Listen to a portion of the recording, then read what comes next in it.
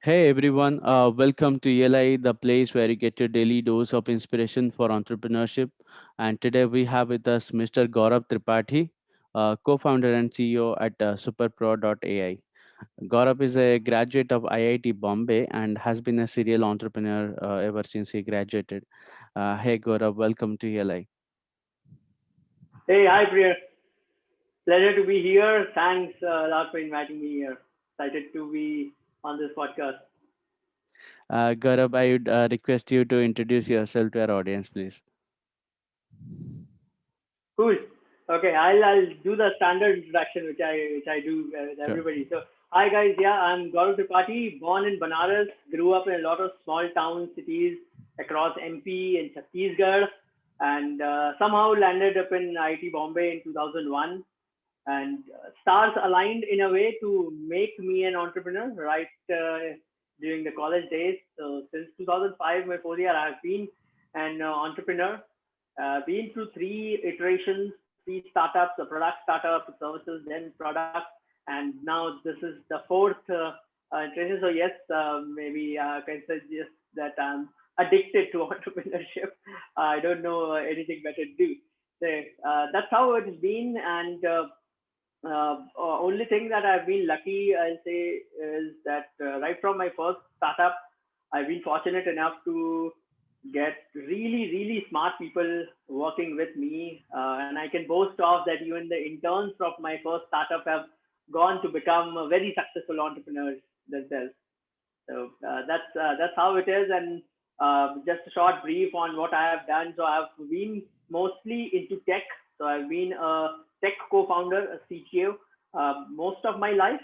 Yeah, the first startup was more around web. The second was pure IT services. The third started in 2011 with a friend of mine from IIT Bombay. There we bootstrapped for 5 years and got it to a profitable multi-million euro revenue, and working with some of the world's largest pharma companies of the world. There we focused on AI. So we developed an AI-based platform for which is being used by top 50 pharma companies of the world. And as part of the journey, filed as a team, we filed 120 plus patents across US and Europe in different areas around AI, computer vision, natural language processing, ontologies, and even blockchain. As an inventor, I have filed 35 patents in US and Europe, and I've got eight of those patents already granted. Interesting. We will surely talk about your patents, but I would like to start with your background. Since you said you were born in Banaras and brought up in different tier two and tier three cities of India. Now, I would like to understand how did it play out for you? You being from a very humble background, how did it played out for you as an entrepreneur? Did it help you in a certain way, or did it become a disadvantage for you uh, because you didn't belong to a metro city? Uh, Looking back, I'll say it has been only advantageous in a lot of ways. So coming from such a background, so my father, he was in police service, so early in Chhattisgarh and then in MP, and he started from grounds up. Started as a constable. When he started, he was being paid 200 rupees a month. Yeah, and so I've seen, and somehow whatever happened wherever we were in the remotest parts of the country in Chhattisgarh, wherein the only thing I used to get excited was about like every 2 years I used to get into a train because we used to go to my uh, uh, place, Nani, and so on. Mm-hmm. So that's how it was. So I think how it helped me because at IIT I saw that yeah, there's so much and there's so much in the world. But when I started talking to all the entrepreneurs, very the who's who of the industry, I'll say Nandan Nilekani, Narayan Murthy, and all of such folks, Ashank Desai, I used to just ask them, what's the right time to start, and what would you do, if you have to change something. everybody's answer was simple. If they were to change it, they would start sooner. Yeah. And the answer was always the right time to start is now. Yeah. And for that, and then I said, okay, but what about the financial risk? Do I need to have something before? But then I did a simple thing. I just looked at my life. I looked at my father's life. I said, if my father, yeah, being from such background and with little education, if he has managed to raise a good family, get me educated in the best of the school in his limit, yeah, and is being able to do all of this, and of course, buy a house, yeah. I say that given that I have done better, at least in terms of the education and everything, I have a better background. Sure, I would not do any worse than that. Yeah, I have this, and that's where I thought, okay, I have nothing to lose. I have my family. My parents always believed in me, supported me, and they were. It wasn't the. My father never told me that the ambition is that, oh, you should earn this much or no. He just said, okay, do what you love. That's it. So that's what I said. It helped me a lot because it took off the pressure. So I never thought in terms of what will happen if. I knew that, okay, worst case, fine, nothing works out. Okay, I'll take up a job. Okay. Would you say IIT was a game changer in your career or life's trajectory? If so, Oh, if definitely. yes, then how would you define a IIT environment in the context of entrepreneurship? How does it help, or what role does a good education, especially the IIT education, plays in entrepreneur's life? Oh, no, so it's definitely, it changed my life. And I can't even imagine if I had not gone to IIT, what could have happened. I don't know really. And and IIT, I'll say it's, so education, when we say education, I'll say education is not what professors teach you or what you read in books. No, education really, in the context of IIT, is what you learn from people around you, because there's so many smart people, and I'll say the smartest of the lot. They are there, Hmm. and that's what you learn from them. I learned a lot from my seniors. I didn't even know that this is how things are done in real life. This is how you look at problems. This is how you solve them. So that helped me a lot. That was the real education I learned just from people. I just used to sit with my seniors, sit with my batchmates, and just used to spend time with them, just observing them, how they are doing what they're doing, and that helped me a lot. Definitely, it was a game changer. And a second aspect is that the exposure. Yeah, and there again, I'll say it. Being at IIT Bombay was very different experience than if I would have been at IIT, let's say IIT Kanpur or Kharagpur, because Bombay, being Bombay, had that exposure already, and that's why I think that being at IIT Bombay specifically helped me a lot in terms of the exposure, because a very simple thing there, the word startup was already there. Yeah, the Hmm. entrepreneurship, people had already started taking that risk, and the culture I'll say the seeds were sown at that time when we were there during the till 2005. Yeah. Okay. Uh, Now we will discuss about the venture you are building at Superpro.ai. Can you tell us what is it about? What problem statement are you solving? What value does it provide to the customers or anyone who been part of it? Sure. Before I talk about the what, I'll talk about the why. So why is really doing it? And there's been one recurring theme in my life when I see it, and again I can say that it's not conscious. Yeah, it has just been the way I was brought up. So my most of my childhood has been in the remotest parts of the countries, and the best part of my life wherein I was literally in middle of jungles. And that's how I think I grew up to love nature. I grew up to really always being able to do more with less. As a family, we value repair and reuse, yeah, than just buying up new stuff and throwing up the old. So I still drive the same old 100 cc Splendor bike Oh, that okay. I bought in my campus days. Yeah. So it's been more than 16 years. I still ride the same bike. Yeah, because for me that's value. Yeah, and that is how I think that the idea of sustainability is deeply ingrained inside me, the way I grew up, the way I've seen life, and that's the entire reason. When this lockdown happened, when Corona struck the world, honestly, I could see that this is not a disaster really. This is actually an opportunity to start afresh.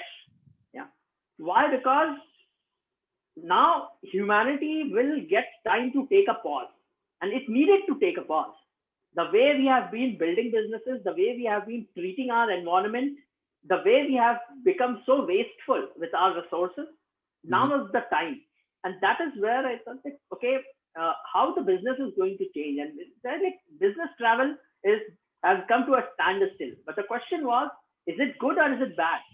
Yeah, and that's where we said yes, it is good, and eventually people will realize you don't need to be a jet setter and spending billions of dollars worldwide on fuel, yeah, just to meet each other or just to talk or just to talk business. You can do it over video communication, and that was the job.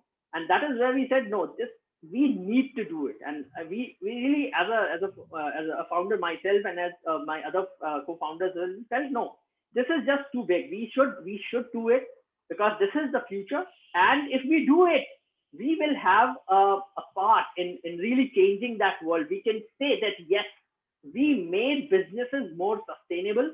We were part of building this future of work because it will help the world. So that was the job. And now I'll come to the what we are doing. So Sure. with that germ, when we started looking at, we just look at the aspect of where all video communication is going to play a role, and we realized that okay, uh, video communication is going to become the default workspace.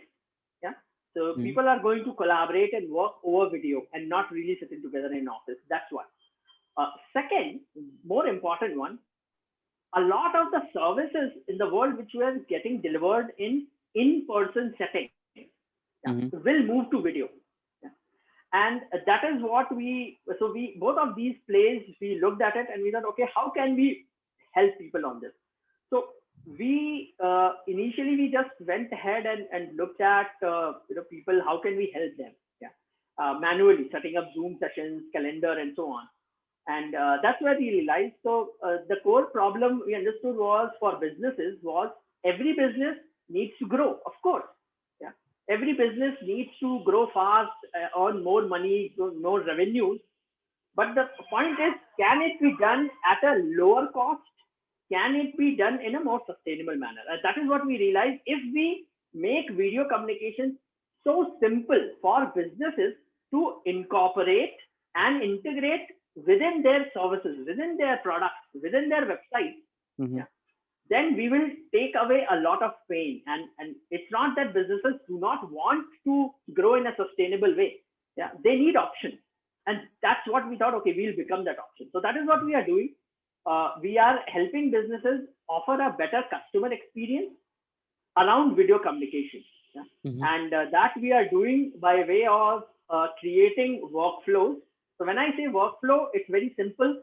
So you could have in education, in edtech, you have live courses. So live courses is nothing but a workflow because it has a series of steps. Yeah. Mm. So a teacher has to be there. A teacher has to put the list of the courses, connect the calendar where a student can come, choose when I want to attend the class, can Mhm. choose, make the payment, and then get over the call. And then over the call as well, you can share the notes or so a lot of things. And then post the video communication, the video call itself. Yeah, there needs to be a feedback rating. So all of it that becomes a workflow. Similar way, if you look at health, yeah, health teleconsultation, the Mhm. conversation changes from a teacher-student conversation to a patient-doctor conversation. Yeah, and that requires a different experience. That requires a slightly different workflow. Yeah, Mhm. the underlying tools, technology, or the different pieces of puzzle probably will remain the same, but the workflow will not. The experience will be different, and Mhm. that is what we are helping businesses with. So speaking of underlying technology, like we are talking over Zoom right now, what technology do you use for the video conferences? Is it your own video software, or is it existing softwares like Zoom, Hangout, etc.? A very good question. So we started with WebRTC, and we developed our own, tested it out. Then we started looking at other WebRTC providers as well, 100 MS being one of them, and so that's what we looked at. And then we realized, so we also tried out Agora as well, yeah, and Zoom as well, and that's what we realized. Now uh, we see that people don't care what is the video technology really, whether it is Zoom, WebRTC, nobody cares. People care about the experience. Yeah? Mm-hmm. And that's where we are heading now, that we are going to become technology agnostic. Yeah? What we are giving to our customers is the choice. So, for example, we are just now in the process of becoming Zoom partner. So, we are integrating Zoom. Zoom has launched a new SDK, yeah, which is similar to Agora, which is using which developers can develop their own video communication tools and so on. Yeah. So Mm-hmm. now we are using Zoom SDK as well, in addition to WebRTC. So what we want is we should be able to give people the choice. So depending on your use case, do you want to use WebRTC, or in WebRTC, do you want to use which player do you want? Which one do you want based on your pricing or based on your strategy, whatever? Or do you want to use Agora? Or do you want to use Zoom? So that's where we are headed right now. That we're becoming completely technology agnostic and giving people the choice. Whichever video communication technology you want, you just come to Superpro and you will be able to get started within a day. You Mm-hmm. don't need to spend any development time, effort, money on it yourself.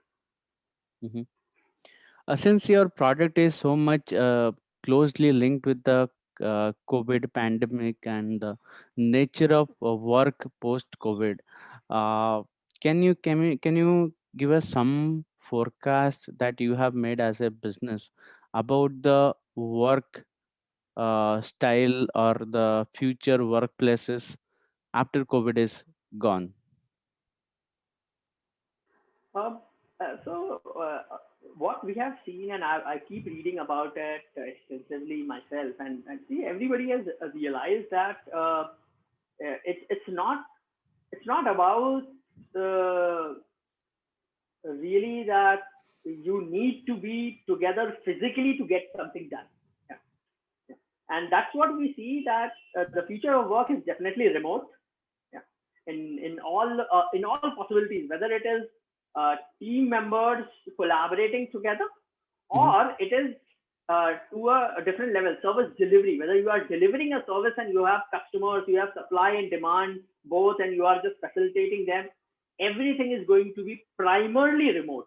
Mm-hmm. Now, of course, people will love to meet, because yes, we will meet ultimately. But then this physical meetings will be rarer and will be very specific, wherein when it's like, for example, Priya, we have been, let's say we have been talking, 3 4 times or 6 times, and then maybe, I'm traveling, I'm passing by your town, or you are coming over to Mumbai or Pune, and then you say, oh yeah, let's meet. Yeah, because of course, everything said and done, future of work is future of work. But Mm-hmm. if we talk about, let's say, having a beer together, we need to be together. Right? Okay. So that's how I see it, that the work aspect and the business aspect is going to be primarily remote. Yeah. But yes, when about people meeting each other, yes, that will definitely come back post COVID.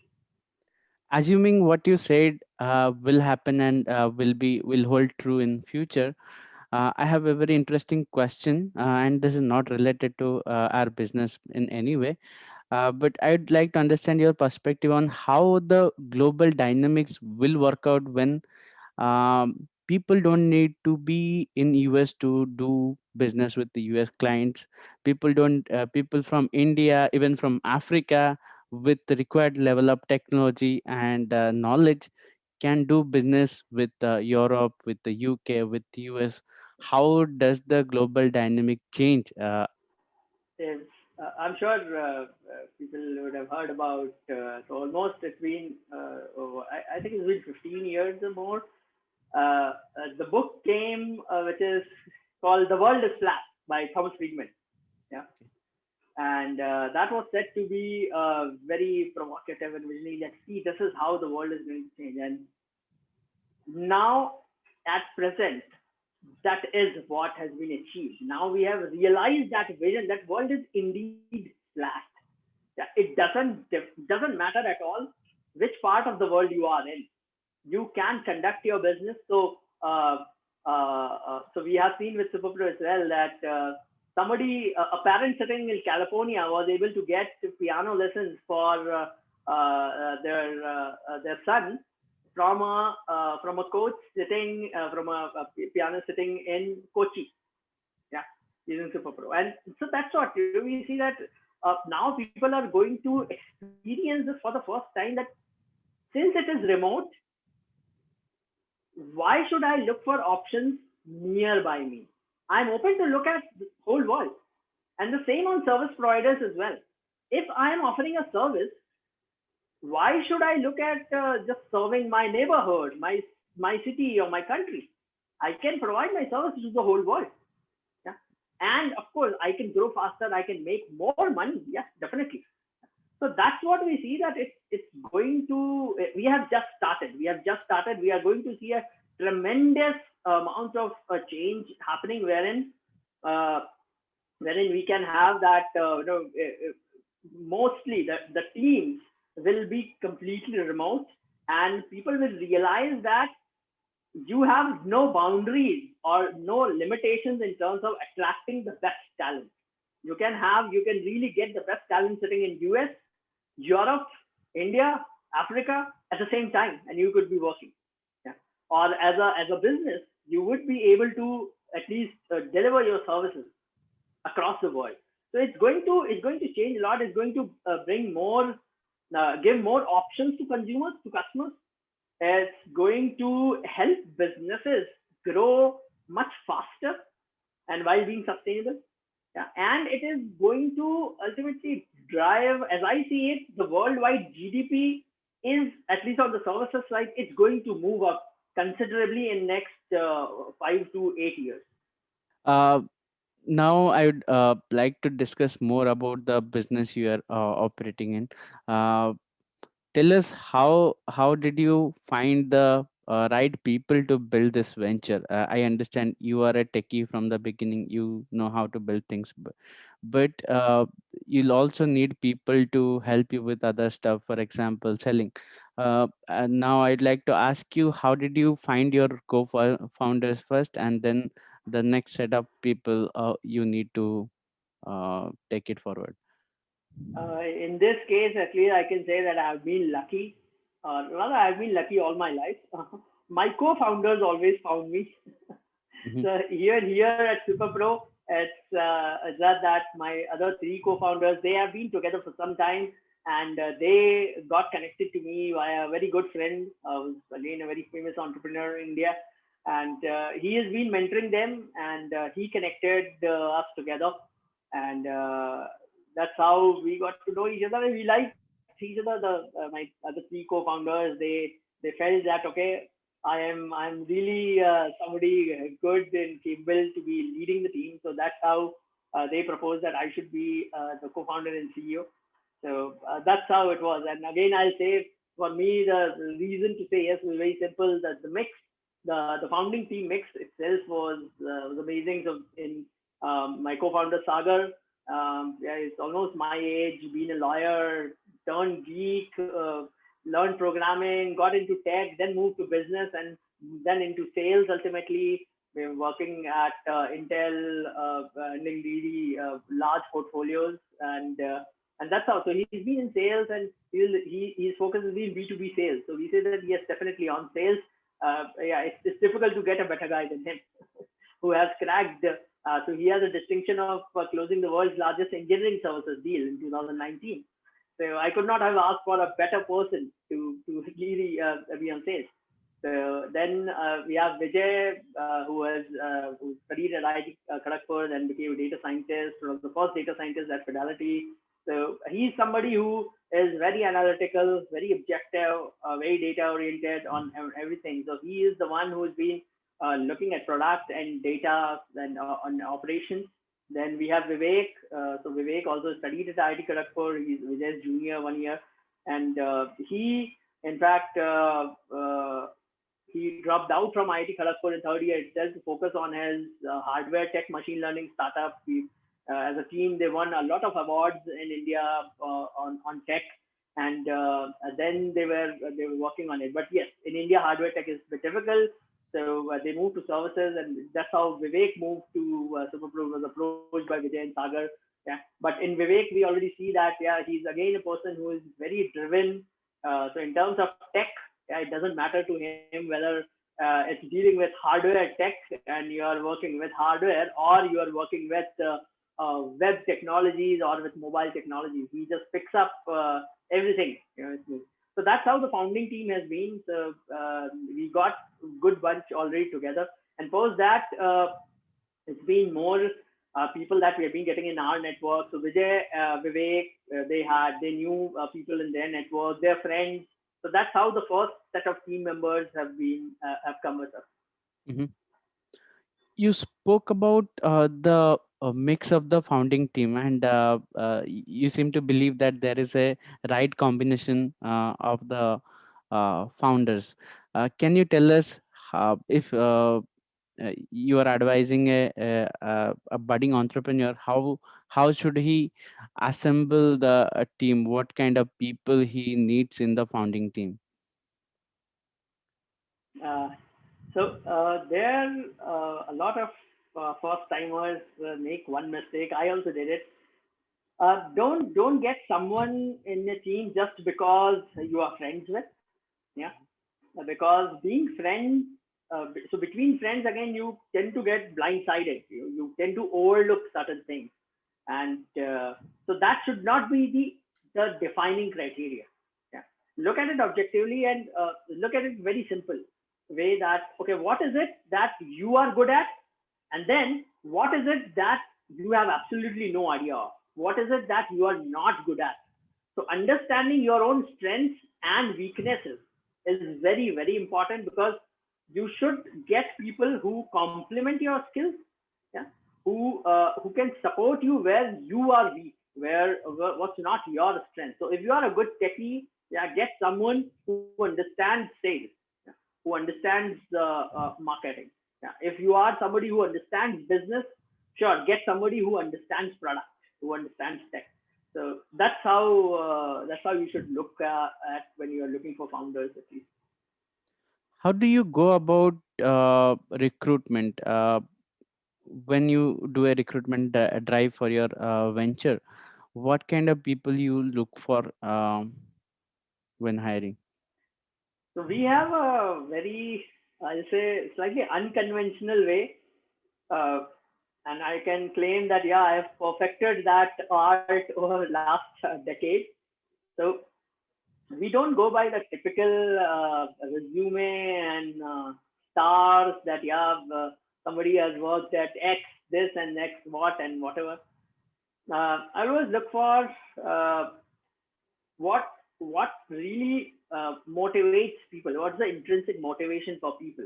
And I've realized even by building my last startup that we always go for people who are really driven to solve a problem, yeah, and who are driven to really create that impact, yeah. And for that, I'll say the most important thing, and I actually ask people every time, what's your dream in life? Yeah. And when I say dream, a lot of people answer to me in terms of the career path. That they say, oh, in 5 years, I want to be XYZ.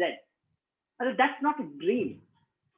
That you are telling me that this is how you are going to choose your career path. No. Dream is bigger. Dream is ambitious. Dream is that, yes, and it's really, I really want to hear how you want to change the world. Really. If you have, because if you don't even dream about changing the world, you will never even act upon changing the world. Correct. It's that simple.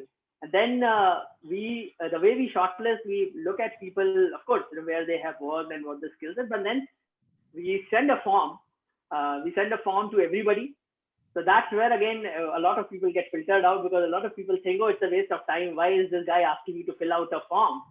But that's what it is, that if you are really driven to join us, if you have done your research that these are the people I want to work with, you will be willing to invest that much time. And in that form, we ask things like, so what do you read? What are your favorite books? What are your favorite movies? So this is the stuff that we ask for because it helps us look into the minds of people, who you are really as a person. Because in the end, uh, skills you can always pick up. Yeah, I mean we can invest in people and get them skilled. Yeah, we can train them. What you can't train people on is attitude. Yeah. So that is what we look at. If this person is really motivated, yeah, I'm sure he'll pick up all the skills that we want that person. Hmm. Okay. Uh, in any venture, there are two core problems. One is recruitment, finding the right people, and the other problem is finding funds to build the venture.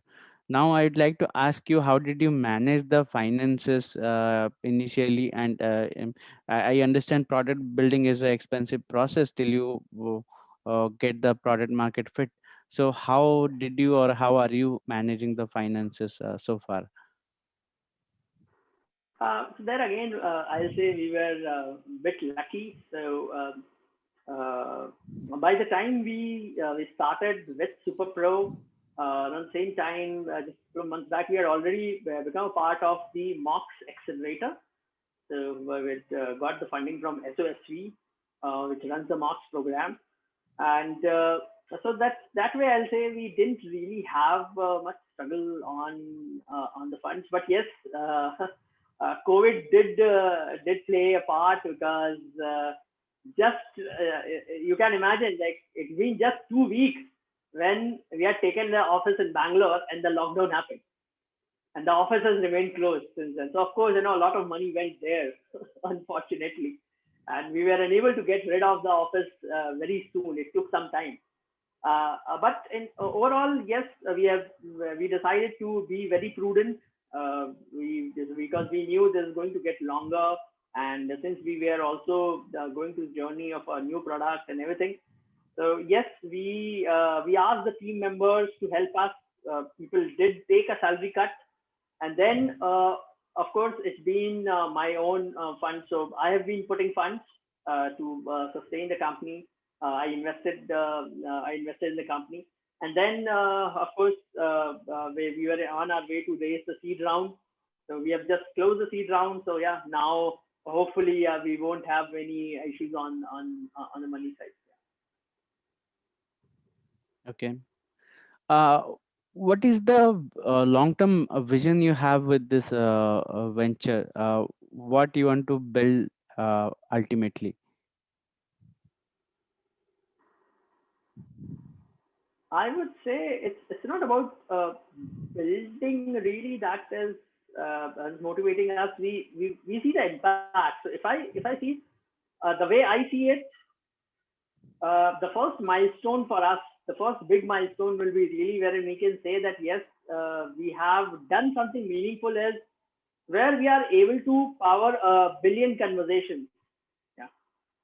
And wherein we really say and we are able to calculate, see this, if these billion plus conversations will not be happening using video communication powered by Superpro, this will be happening in real world in-person meetings, and it would have resulted in burning of these many millions of barrels of fuel, or people would have wasted these many number of hours in traveling, and that is what is really moving us. So we really look in terms of the impact, that if we are able to create that impact, and that would be really what I'll call as the meaningful purpose for us.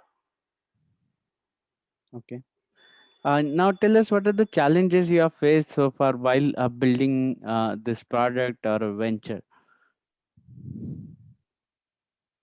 Uh, the challenge is there. The first itself that when we thought about it and uh, we said that okay, this is our hypothesis that okay, the world will move remote. The first challenge was okay, we had to talk to people and test this idea.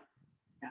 And initial, of course, the day one, I'll say, the day zero, whatever, we didn't have anything because we didn't have a product. We had to test it. So the first challenge was how to really get feedback from people in terms of okay, if this is how you get your work done or you deliver your services, will it be useful? So there, I'll say the first MVP itself was that we just uh, manually scheduled sessions using Zoom and Google Meet for people. Yeah, we manually sent emails on their behalf. We manually collected payments using Paytm, Razorpay, etc. on behalf of people. So we did all of this. So this was like the first MVP was all just getting these things together and just proving that yes, there is some value. And for us, yes, when people said thank you, that was it. I mean, we knew that okay, if people see value in it, the next point will be whether people will be ready to pay for it. So that was the next challenge. That okay, how do you create a differentiator really that people don't confuse you with Zoom or don't compare you with Zoom, yeah, or Google Meet because that has always been there. And that's where again we realized that a very simple thing is Zoom is so big, Google Meet is so big, Microsoft Teams, they're giants. They are not going to sit with you as a startup founder. Yeah? They are not going to sit with your business and help you really. For them, it's like, okay, this is my product. Yeah, you want to use Zoom, go ahead, sign up, use. Yeah, they're not going to help you. And that is where we saw the certain that yes, we can actually sit with them, understand their business, yeah, and help them choose the right tools, help them build the right workflow. And there have been instances wherein a couple of startups, where they came to us just for a tiny element. They said, guys, can I just use your scheduling? We said, sure. When we started talking, they realized, oh, but okay, you are saying that all of this is tied. So if I take scheduler, I can take this as well and this as well. But yes, of course. And then they realized that okay, they don't need to integrate these different tools themselves. They don't need to pay for all of these tools separately. Yeah. So and that's where we realized that the difference itself is that yes, the startups see that the founders they see that Superpro, the guys at Superpro are willing to listen. Yeah. They are not just pushing a box that, okay, this is it, pay for it and get it. No, we are here to listen and we help you because we understand the world has changed for everybody. It's not just that since we have understood video a bit, everybody has. No, people still don't understand what are the workflows. Yeah, how can you plan your service delivery in this virtual world? And that is where we are coming in. We sit with founders and we really help them design and build everything. So that's been the challenge that we have come over. Did you pivot your business model along the way? Oh yes, definitely. So when we started, we were experimenting with an idea of that since it is service deliveries, we thought that maybe if people say that so for example if there is a teleconsultation or there is a live course, so whatever amount you are charging, yeah, you just charge and so let's say you charge 1,000 rupees an hour, yeah, and from that we can take 100 rupees. Yeah. So we tested out with it, yeah, and we realized that so initially it worked well, and then we said okay, there's some disconnect. So the disconnect we figured out was that this works well for individuals and is still, in fact, this is still working well for individuals. But when it came to businesses, businesses had to calculate it in a different way, and they had to think in terms of the cost and think in terms of the returns. So that's when we realized that probably as a percentage of the transaction isn't going to help businesses much, and it depends on the business model as well. So that's why we said that okay, the pay per use pricing is better. So that's where in terms of the business model we pivoted, and in terms of the business as well, I won't say that we have pivoted completely, but yes, there has been a drastic shift from our initial focus on freelancers or consultants, yeah, which was the primary focus earlier. Now our primary focus is startups, businesses. So we are still helping freelancers, we are still helping individuals, but from a sales focus, it is shifted to businesses, to startups. Can you give us one instance where you have seen compounding effect in the startup?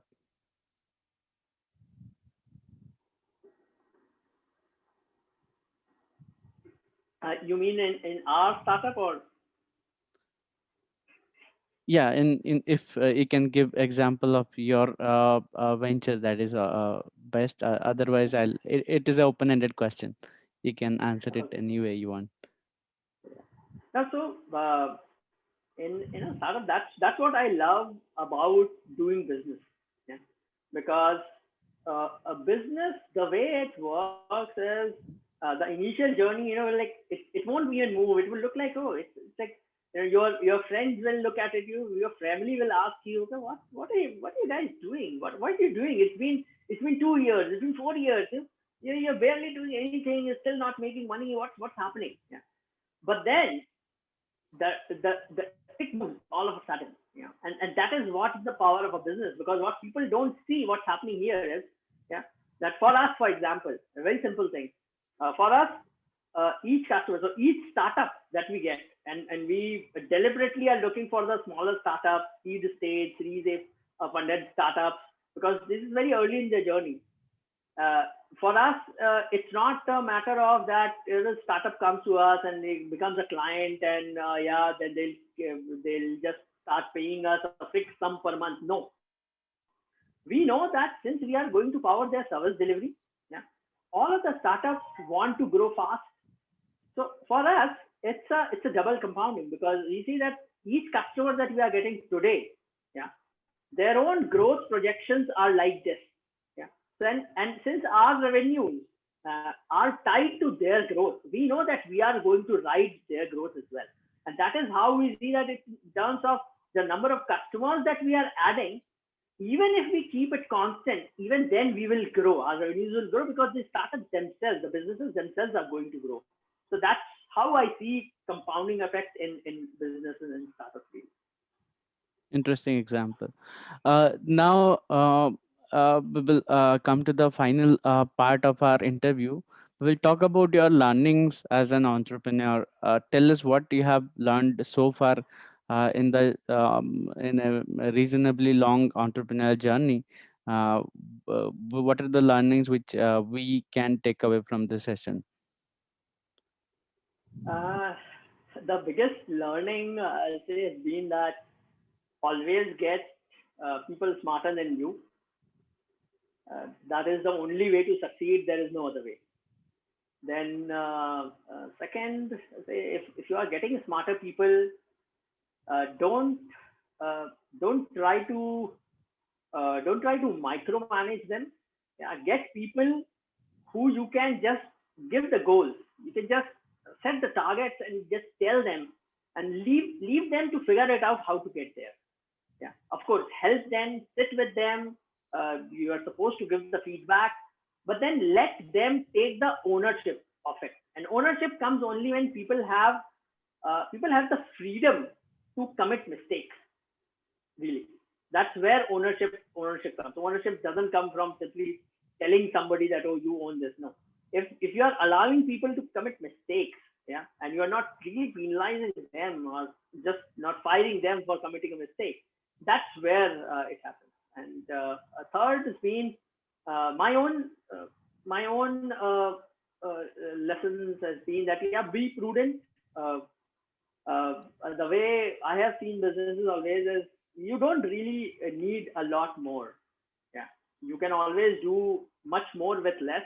So try to do more with less, because that will help you keep yourself lean. So not just the business lean, but your own personal life. Yeah, you won't have too many baggages. You won't have, for example, any financial overhead or anything. So if you lead a simple life, you can always be stress free.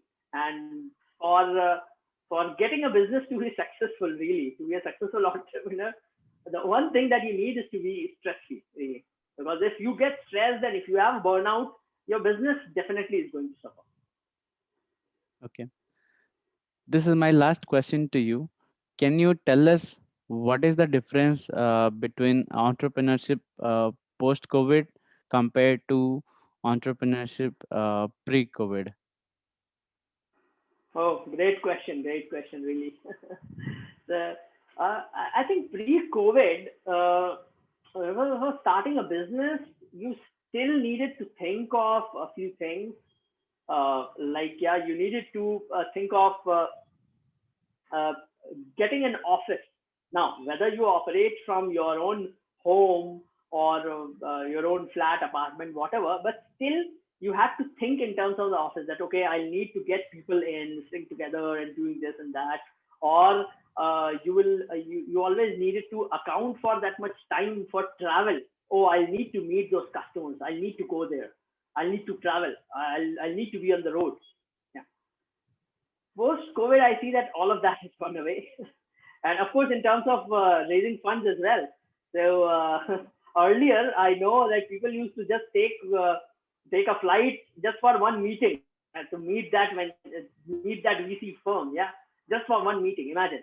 Now everything is happening online. Everything is over video. So that's how it has become a lot simpler. I think now is the best time to start businesses, because your overheads are dramatically low.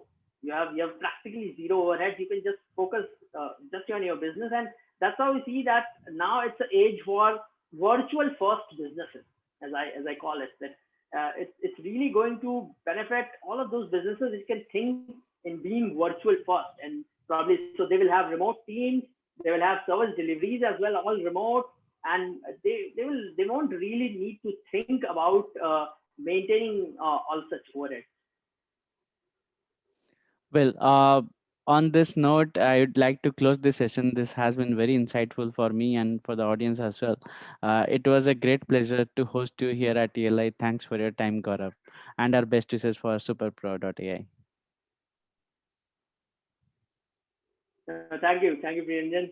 Really a pleasure to be here. I hope I've been able to add some value, and I hope the audience will be receptive to whatever I shared. Thanks a lot.